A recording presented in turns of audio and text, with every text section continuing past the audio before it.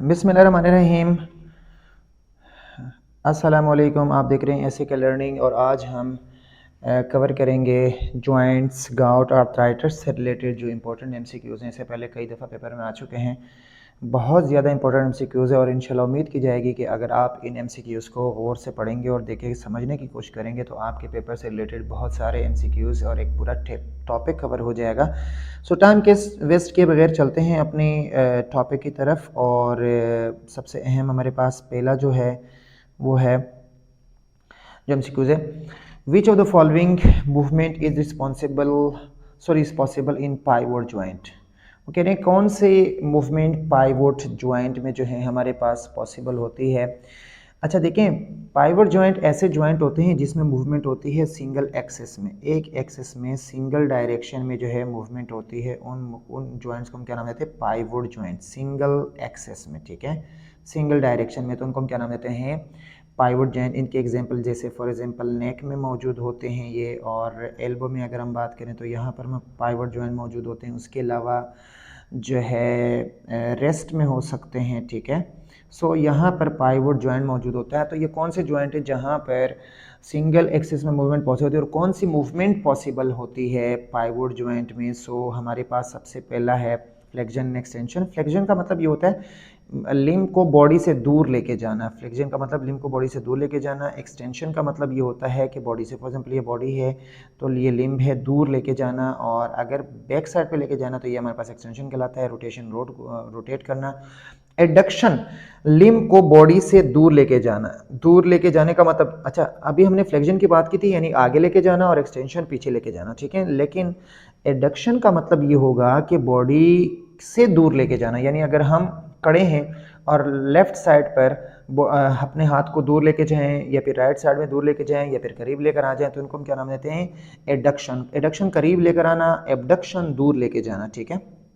तो इस जो एमसीक्यूज है इसका करेक्ट ऑप्शन हमारे पास है, हम इसको फिल कर सकते हैं, ठीक है, कि भाई हमारे पास करेक्ट ऑप्शन क्या है जी? Adduction and you can say abduction, ठीक है। यानी लिम्स का अपनी बॉडी से अगर लेफ्ट साइड में बात करें या राइट साइड बात करें, दूर लेके जाना या करीब लेकर आना, ठीक है। तो इसको हम कहते हैं एडक्शन एंड एबडक्शन। तो ये पाइवोट ज्वाइंट में पॉसिबल होता है। सेकेंड हमारे पास है types of synovial joint. Synovial joint की कौन कौन सी टाइप हो सकती हैं? तो देखें साइनोवियल ज्वाइंट की जो टाइप्स हैं वो हमारे पास है यहाँ पर। नंबर 1 हिंग ज्वाइंट है, नंबर 2 हमारे पास है बॉल एंड सॉकेट ज्वाइंट है। अच्छा सबसे पहले हमें साइनोवियल ज्वाइंट क्लियर होना चाहिए। साइनोवियल ज्वाइंट कौन से ज्वाइंट्स होते हैं? वो ज्वाइंट्स जहाँ पर सबसे पहली बात यह है कि साइनोवियल कैविटी मौजूद होती है। क्या मौजूद होती है? साइनोवियल कैविटी मौजूद होती है। नंबर 2 उसके अंदर फिर एक फ्लूइड होता है जिसको हम कहते हैं साइनोवियल फ्लूइड, ठीक है, साइनोवियल फ्लूइड। अच्छा ये फ्लूइड बेसिकली जो लुब्रिकेंट का काम करता है, टू बोन्स के अंदर लुब्रिकेंट का काम करता है, ठीक है। सो इसको हम कहते हैं साइनोवियल फ्लूइड। इसको हम क्या नाम देते हैं? Synovial fluid. तो साइनोवियल फ्लूइड के जो एग्जांपल हैं वो बेसिकली कौन सी ज्वाइंट है इसमें? नंबर 1 हिंग ज्वाइंट है, number 2 ball and socket joint है, number 3 both A and B है, एंड फिब्रस ज्वाइंट है। इसकी बेसिकली जो करेक्ट आंसर है वो हमारे पास बोथ ए एंड बी, ठीक है, क्योंकि इन दोनों ज्वाइंट्स में, हिंग ज्वाइंट्स में भी और बॉल एंड सॉकेट ज्वाइंट में भी जो है साइनोवियल फ्लूइड मौजूद होता है और साइनोवियल कैविटी मौजूद होती है, ठीक है। तो इसकी करेक्ट ऑप्शन हमारे पास है hinge joint, ball and socket joint, यानी both A and B correct option है। Humerus forms joint. अब ह्यूमरस क्या है? हमारे हाथ की जो हैंड की जो बड़ी बोन है, ठीक है, हम कह सकते हैं कि जब बिग बोन हमारे पास सबसे लार्ज बोन है, या लार्ज बोन हम कह सकते हैं ऑफ हैंड, ठीक है।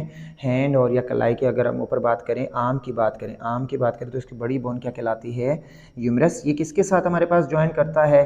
क्लेविकल है, स्टर्नम है, हाइड है, तिबिया है। तो ये बेसिकली इसका जो करेक्ट ऑप्शन है वो हमारे पास क्या है? क्लेविकल। ये क्लेविकल ऊपर शोल्डर के जो है ना बोन कहलाते हैं। क्या? शोल्डर को जो कंप्राइज करते हैं या शोल्डर बोन कहलाता है वो क्या कहलाता है? क्लेविकल, ठीक है। शोल्डर यानी आप स्केप्यूला को देख लें, स्केप्यूला को नेक के साथ इधर जोड़ देता है, एक लंबी बोन है, ठीक है, उसको हम कहते हैं क्लेविकल। तो ह्यूमरस जो है वो बेसिकली किसके साथ ज्वाइन बनाता है? वो क्लेविकल के साथ बनाता है। Which joint is present in neck due to which it shows movement. हमने इससे पहले एग्जांपल दी थी पाइवट जॉइंट की कि जी पाइवट जॉइंट कहाँ पर मौजूद होता है, बेसिकली नेक में। और बेसिकली इसकी जो स्पेशलिटी वो ये है कि वन डायरेक्शन में बेसिकली ये काम करता है, वन डायरेक्शन में ये मूवमेंट करता है, ठीक है। वन डायरेक्शन, सॉरी मैंने डायरेक्टली लिख लिया, वन डायरेक्शन में ये मूव करता है या मूवमेंट पॉसिबल करता है। तो बेसिक इसकी एग्जांपल है या इसकी जो करेक्ट ऑप्शन है वो हमारे पास है पाइवट जॉइंट। वो जॉइंट जो नेक में मौजूद हैं जो मूवमेंट शो कर देता है वो क्या कहलाता है, पाइवट जॉइंट। नंबर 5 है the hinge and ball and socket joints are the types of dash. Hinge and ball and socket joint को किसकी एग्जांपल है, बेसिकली वो कहते हैं कि ये एग्जांपल है किसकी, freely movable, immovable, slightly movable joint, none of the above. अच्छा जॉइंट्स को बेसिक जॉइंट को हम जब डिवीजन करते हैं तो एक हमारे पास है फ्रीली मूवेबल जॉइंट, ठीक है। नंबर 2 हमारे पास है इमूवेबल जॉइंट, हम ये कह सकते हैं इमूवेबल जॉइंट। एंड नंबर 3 हम ये कह सकते हैं स्लाइटली मूवेबल जॉइंट, ठीक है। सो इसमें जो हमारे पास फ्रीली मूवेबल हैं वो बॉल एंड सॉकेट एंड हिंग जॉइंट है। तो इनकी एग्जांपल या इसका जो आंसर है वो फ्रीली मूवेबल जॉइंट होगा, क्योंकि बॉल एंड सॉकेट एंड हिंग जॉइंट में हर किस्म की मूवमेंट पॉसिबल हो सकती है। रोटेशन हो सकती है, फ्लेक्शन हो सकती है, एक्सटेंशन हो सकती है, एडक्शन हो सकती है, एबडक्शन। सो हर मूवमेंट इसमें पॉसिबल है, इसलिए इसकी एग्जांपल जो इसका आंसर है सॉरी वो क्या है, वो फ्रीली मूवेबल जॉइंट्स हैं। हिंग joint and ball and socket जो हमारी बॉडी में सबसे ज़्यादा फ्रीली मूवेबल, इस पर ज़्यादा मूवमेंट हो सकती है। Fluid present in the synovial joint, synovial joint के अंदर जो फ्लूइड है बिल्कुल हमने पहले पढ़ चुके हैं, इसमें पहले पढ़ा है। वो कौन सा फ्लूइड हो सकता है, synovial fluid, pericardial fluid, pleural fluid, interstitial fluid. Interstitial fluid tissue के दरमियान है, प्लूरल फ्लूइड हमारे पास लंग्स के अंदर होता है, पेरिकार्डियल हमारे पास हार्ट के अंदर आई थिंक होता है, मुझे ये कंफर्म नहीं है लेकिन मैं क्लियर कर दूंगा। वैसे साइनोवियल फ्लूइड वो फ्लूइड होता है जो साइनोवियल जॉइंट के अंदर मौजूद होता है, हमने पहले भी ये पढ़ा था। करेक्ट ऑप्शन हमारे पास साइनोवियल फ्लूइड है जो कि कहाँ पर मौजूद होता है, साइनोवियल जॉइंट के अंदर, जो इसको लुब्रिकेशन प्रोवाइड करता है। Metacarpal joint is an example of dash. अच्छा मेटाकार्पल हमारे पास होता ये है कि जो हमारा पाम है, ठीक है, हाँ है पाम ऑफ हैंड, ठीक है, पाम ऑफ हैंड, इसको हम कहते हैं, पाम को कहते हैं मेटाकार्पस, ठीक है। सो मेटाकार्पस, ठीक है, मेटाकार्पस जो जॉइंट बनाता है किसके साथ, फिंगर्स के साथ, किसके साथ, हाथ के फिंगर्स के साथ जो जॉइंट बनाता है इसको हम क्या नाम देते हैं भाई, अल्लाह भला करे, कॉन्डिलॉइड जॉइंट इसकी एग्जांपल है। और ये मेटाकार्पल भी हम इसको कह सकते हैं को। सो करेक्ट ऑप्शन हमारे पास है मेटाकार्पल जॉइंट और कॉन्डिलॉइड जॉइंट, ठीक है। जो कहाँ बनता है, मेटाकार्पस यानी पाम और फिंगर के दरमियान जो बनते हैं जॉइंट वो क्या कहलाते हैं, मेटाकार्पल जॉइंट या कॉन्डिलॉइड जॉइंट। नंबर 8 है the connection between two bones, दो बोन्स के दरमियान जो कनेक्शन है वो क्या क्या इसको हम क्या कहते हैं। बहुत इजी है, जब एक बोन कनेक्ट करता है, ठीक है, किसी दूसरे बोन के साथ, सो ये कनेक्शन बेसिकली क्या कहलाता है, ये हमारे पास जॉइंट कहलाता है, ठीक है। So I think easy option है इसके। Number 9 joint in which both muscles and bones are in same phase angle. अगर मसल भी और बोन भी सेम फेज एंगल में मौजूद हों, सेम एंगल में मौजूद हों, तो वो हमारे पास कौन से जॉइंट्स हो सकते हैं, ball and socket, fibrous, cartilaginous and हिंग जॉइंट। इसका करेक्ट ऑप्शन हिंग जॉइंट है, जहाँ पर मसल्स एंड बोन्स का जो फेस का जो एंगल है वो same, muscle and bones same face angle में मौजूद होते हैं, ये हमें याद रखना ज़रूरी है। हिंग जॉइंट है जहाँ पर muscles and bones same face angle में मौजूद होते हैं। Number 10 which of the following comes under structural classification. Structural classification क्या हो सकता है, अच्छा यहाँ हमें थोड़ा समझना है। सैनकोन्ड्रोसिस, सैनकोन्ड्रोसिस हमारे पास क्या है, अगर हमारे पास एक बोन है और दूसरा बोन है, इनके दरमियान एक कार्टिलेज मौजूद है, इसको हम क्या नाम देते हैं कि भाई सैनकोन्ड्रोसिस। एक बोन और दूसरे बोन के साथ हाईलाइन कार्टिलेज मौजूद है, हाईलाइन कार्टिलेज मौजूद है, इसको हम क्या नाम देते हैं, सैनकोन्ड्रोसिस। सुचर्स क्या है भाई, सुचर्स हमारे पास जो स्कल है, स्कल के जो बोन्स हैं वो कनेक्ट होते हैं और इनके दरमियान में एक फिब्रस टिश्यू मौजूद होता है। बेसिकली ये जो कनेक्शन है ये क्या कहलाते हैं, सुचर्स। और नंबर थर्ड पे हमारे पास है गोम्फोसिस। गोम्फोसिस क्या चीज़ है भाई, टीथ यानी सॉकेट ऑफ टीथ, जहाँ पर टीथ यूँ समझ लो कि जी मौजूद होते हैं या खड़े रहते हैं या स्टैंड अप करते हैं, मजबूत बनते हैं, तो उसको हम क्या नाम, उन सॉकेट्स को हम क्या नाम होते हैं, गोम्फोसिस। तो ये तीनों ऑप्शन बेसिकली है स्ट्रक्चरल क्लासिफिकेशन है। तो हमारा यहाँ करेक्ट जो ऑप्शन है वो हमारे पास ऑल ऑफ दीज है, ठीक है। सेनकोन्ड्रोसिस भी है, ये IS होना चाहिए मेरे ख्याल में, suture and gomphosis. Okay, so all of this इसका ऑप्शन है। Joints are classified on the basis of dash. Joints को हम किन बुनियादों पर तकसीम करते हैं, क्लासिफाई करते हैं? The amount of movement allowed by them, क्या मूवमेंट की वजह से जो उनके ऊपर मूवमेंट हो रही है तो इसकी वजह से हम क्लासिफाई करते हैं। Types of bone they joint, कौन कौन सी टाइप्स होती हैं जो इनमें मतलब बोन की टाइप्स हैं। Nature of structure they have, nature of structure they have both A and B। अच्छा देखें, जॉइंट्स की जो क्लासिफिकेशन होती है, नंबर 1 तो क्लियर है कि भाई यहाँ पर मूवमेंट क्या ज़्यादा हो रही है या कम हो रही है, ठीक है। नंबर 2, अच्छा नंबर 2 हमारे पास है types of the bone they join, ठीक है, types of the bone they join. And number 3 nature of structures they have, इनके स्ट्रक्चर्स क्या हैं? मेरे हिसाब से होना ये चाहिए ANC होना चाहिए, लेकिन यहाँ पर ऑप्शन मेरे पास आ रहा है बोथ A एंड B, सो इसको हम दोबारा से देखेंगे। सो इसको कंफर्म कीजिएगा, मेरे हिसाब से A एंड C होना चाहिए, ठीक है, लेकिन यहाँ पर गिवन है A एंड B, सो इसको हम कंफर्म करते हैं। Cartilaginous joints have dash, slight movement, free movement, no movement, both A and B। Free movement तो हो ही नहीं सकता, तो इसका मतलब है थर्ड ऑप्शन तो हमारे पास नहीं है। नो मूवमेंट भी हमारे पास कभी कभी ऐसा नहीं कि बिल्कुल नो मूवमेंट हो, सो यहाँ पर फ्री मूवमेंट भी नहीं हो सकता, तो हमारे पास correct option basically slight movement है, ठीक है, कि जहाँ पर मूवमेंट हो सकती है, क्योंकि बाकी सारे ऑप्शन हमारे पास करेक्ट नहीं है। A type of joint found at the articulation between teeth and socket of the maxilla is, इससे पहले अब हम कवर कर चुके थे कि वो जो सॉकेट बनाता है सॉकेट ऑफ द मैक्सिला, ठीक है, यानी वो एक आप कह सकते हैं कि जी इसका हम क्या नाम देते हैं, एक शेप बनी होती है मैक्सिला में जिसके अंदर टीथ जो है मौजूद रहते हैं। तो वो कौन सी चीज़ कहलाती है, वो सॉकेट क्या कहलाता है, वो सेंडेस्मोसिस, स्विचेस, गोम्फोसिस, सो हम पढ़ चुके हैं। गोम्फोसिस ही वो जो है वो सॉकेट है जहाँ पर टीथ जो है जुड़े रहते हैं मैक्सिला के साथ, ठीक है। सो ये हमारे पास बेसिकली C ऑप्शन है जो कि गोम्फोसिस है। Humerus formed dash joints with scapula. अच्छा हमने बात की थी कि यूमरस स्केप्यूला के साथ भी अटैच होता है और यूमरस क्लेविकल के साथ भी अटैच होता है, ठीक है, लेकिन वो स्केप्यूला के साथ कौन सा जॉइंट बनाता है, यूमरस स्केप्यूला के साथ कौन सा जॉइंट बनाता है, वो बनाता है नंबर 1 बॉल एंड सॉकेट, हिंग जॉइंट, पाइवट एंड फिब्रेस। तो ये एक बहुत एक क्लियर एग्जांपल है, वाज़ेह मिसाल है इसकी बॉल एंड सॉकेट जॉइंट की, यूमरस विद स्केप्यूला, ठीक है। सो बॉल एंड सॉकेट जॉइंट बनाता है यूमरस किसके साथ, स्केप्यूला के साथ, ठीक है।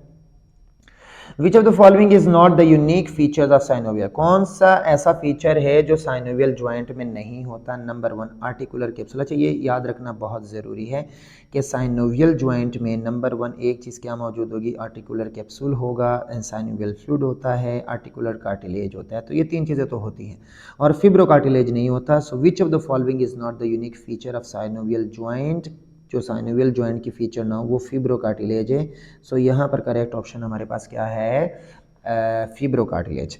How many joints are present in the body on the basis of movement? बहुत इजी है भाई, जो है जॉइंट्स की जो क्लासिफिकेशन है on the basis of movement, movement की बुनियाद पर, ठीक है, क्या हो सकता है जी, 3 हो सकता है, 3 किस्म की हमारे पास जॉइंट्स होते हैं। In cartilaginous joint, cartilaginous joint में joint cavity is absent, joint cavity is present, both A and B none, ठीक है। सो ऐसा तो हो नहीं सकता, यानी नन तो है नहीं, ठीक है। अच्छा A एंड B भी नहीं हो सकता क्योंकि एक में एब्सेंट है और एक में एब्सेंट प्रेजेंट लिखा हुआ है।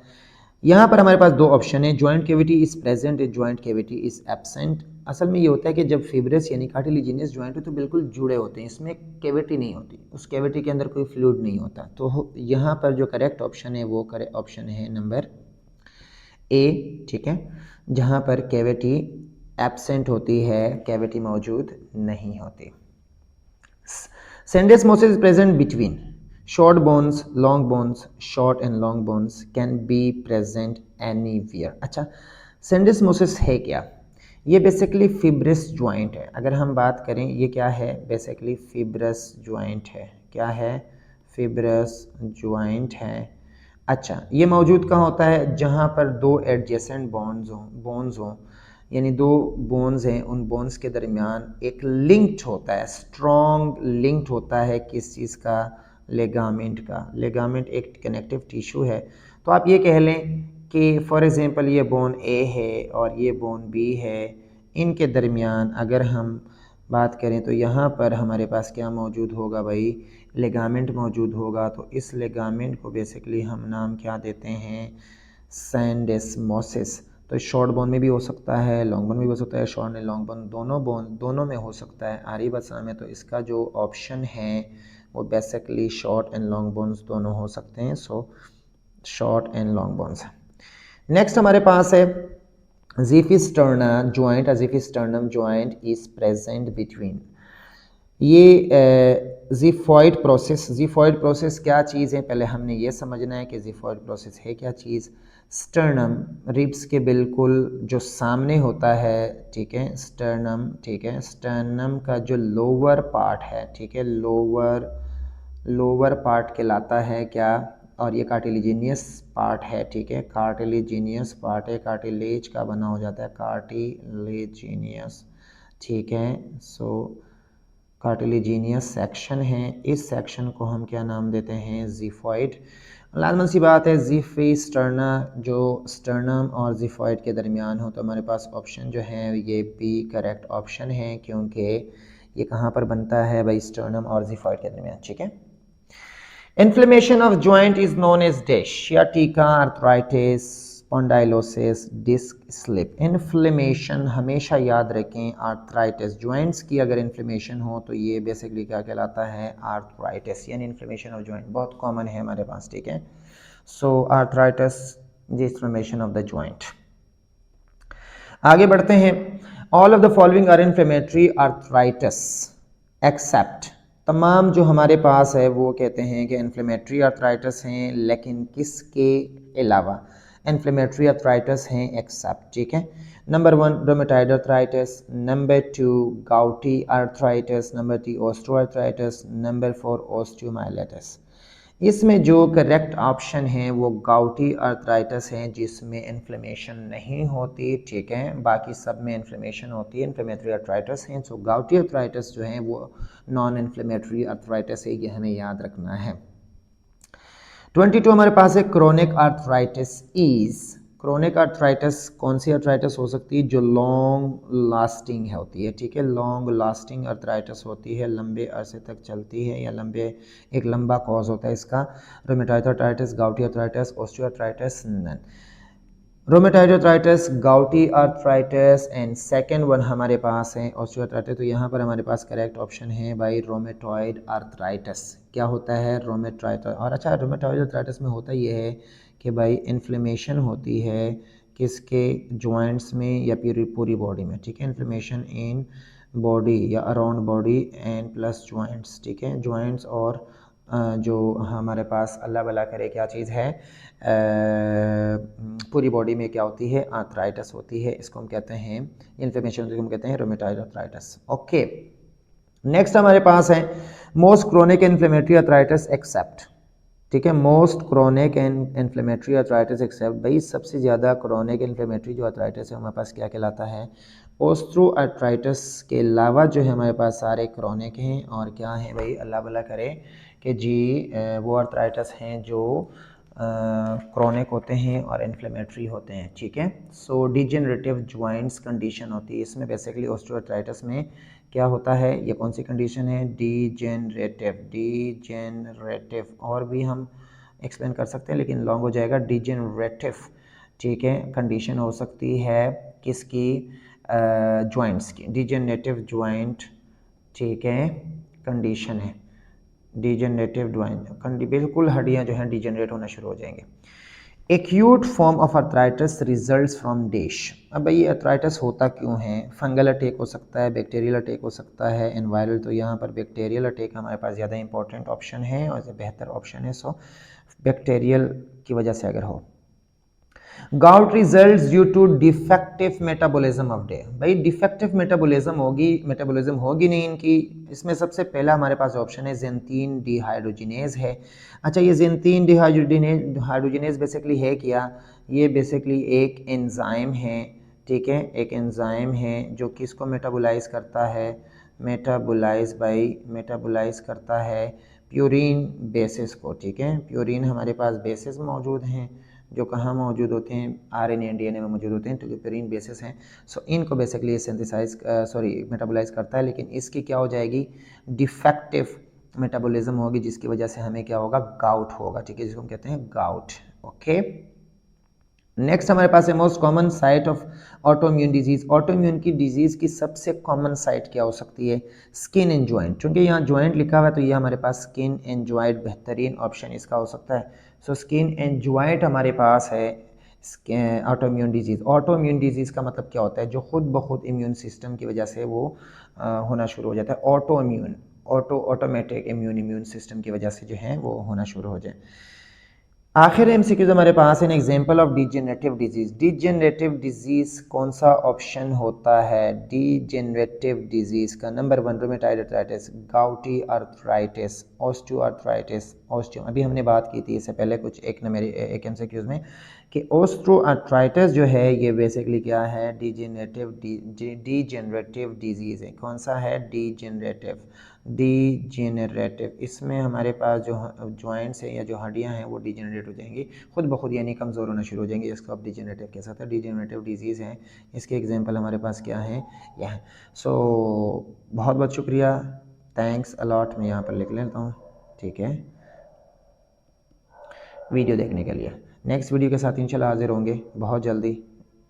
अल्लाह हाफ़िज़।